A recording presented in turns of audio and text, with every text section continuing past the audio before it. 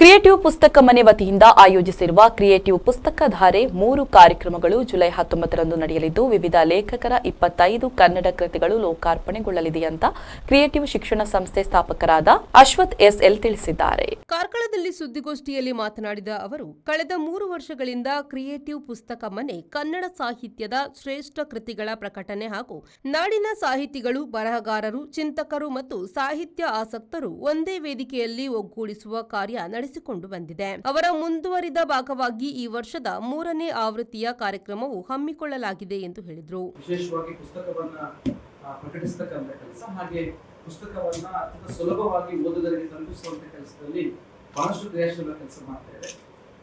ಅದರ ಮುಂದುವರೆದ ಭಾಗವಾಗಿ ನಾವು ಕಳೆದ 3 ವರ್ಷಗಳಿಂದ ಕ್ರಿಯೇಟಿವ್ ಪುಸ್ತಕ ಧಾರೆ ಅಂತ ಹೇಳುವ ಕಾರ್ಯಕ್ರಮದ ಮುಖಾಂತರ ನಾಡಿನ ಹೆಸರಾಂತ ಬರಹಗಾರರ, ಖ್ಯಾತ ಚಿಂತಕರ ಪುಸ್ತಕವನ್ನು ಪ್ರಕಟಿಸುವಂತ ಕೆಲಸ ಸಾಗ್ತಾ ಇದೆ. ಅದರಂತೆ ಈ ಬಾರಿ ಇದೇ ನಾಡಿದ್ದು ಜುಲೈ 19ರಂದು ಭಾನುವಾರ 10:30ಕ್ಕೆ ಸರಿಯಾಗಿ ನಮ್ಮ ಕ್ರಿಯೇಟಿವ್ ಸಂಸ್ಥೆಯ ಸಪ್ತಸ್ವರ ವೇದಿಕೆಯಲ್ಲಿ ಈ ಬಾರಿಯ ಕ್ರಿಯೇಟಿವ್ ಪುಸ್ತಕಧಾರೆ ಕಾರ್ಯಕ್ರಮ ಜರುಗಲಿದೆ. ಇದು 3ನೇ ಆವೃತ್ತಿಯ ಕಾರ್ಯಕ್ರಮ.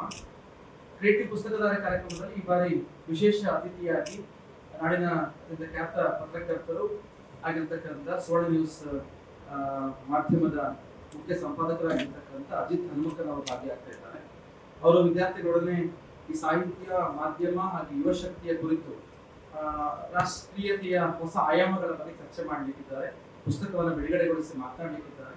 ಪತ್ರಕರ್ತರಾದ ಅಜಿತ್ ಹನುಮಕ್ಕನವರ್ ಅತಿಥಿಯಾಗಿ ಭಾಗವಹಿಸಲಿದ್ದು, ಶಿಕ್ಷಣ ತಜ್ಞ ಡಾಕ್ಟರ್ ಮಹಾಬಲೇಶ್ವರ ರಾವ್, ಮಂಗಳೂರು ವಿಶ್ವವಿದ್ಯಾನಿಲಯದ ಕನ್ನಡ ಅಧ್ಯಯನ ಸಂಸ್ಥೆಯ ಅಧ್ಯಕ್ಷ ಡಾಕ್ಟರ್ ಧನಂಜಯ ಕುಂಬಳೆ ಸೇರಿದಂತೆ ರಾಜ್ಯದ ಹಿರಿಯ ಅನೇಕ ಸಾಹಿತಿಗಳು ಹಾಗೂ ಬರಹಗಾರರು, ಸಾಹಿತ್ಯ ಅಭಿಮಾನಿಗಳು ಪಾಲ್ಗೊಳ್ಳಲಿದ್ದಾರೆ. ರಾಜ್ಯಮಟ್ಟದ ಕ್ರಿಯೇಟಿವ್ ಪುಸ್ತಕ ಪ್ರಶಸ್ತಿಯನ್ನು ಕುಂದಾಪುರದ ಲೇಖಕ ಶಶಿಧರ ಹಾಲಾಡಿ ಅವರ ನದಿ ದಾಟಿ ಬಂದವರು ಕೃತಿಗೆ ಪ್ರದಾನ ಮಾಡಲಾಗುವುದು ಎಂದು ಹೇಳಿದರು. ಸುದ್ದಿಗೋಷ್ಠಿಯಲ್ಲಿ ಕಾದಂಬರಿಕಾರ ಅನುಬೆಳ್ಳೆ, ಪ್ರಮುಖರಾದ ಚಂದ್ರಕಾಂತ, ನವೀನ್ ನಾಯಕ್ ಉಪಸ್ಥಿತರಿದ್ದರು. ಕೆಎಂ ಖಲೀಲ್, ವಿ4 ನ್ಯೂಸ್, ಕಾರ್ಕಳ.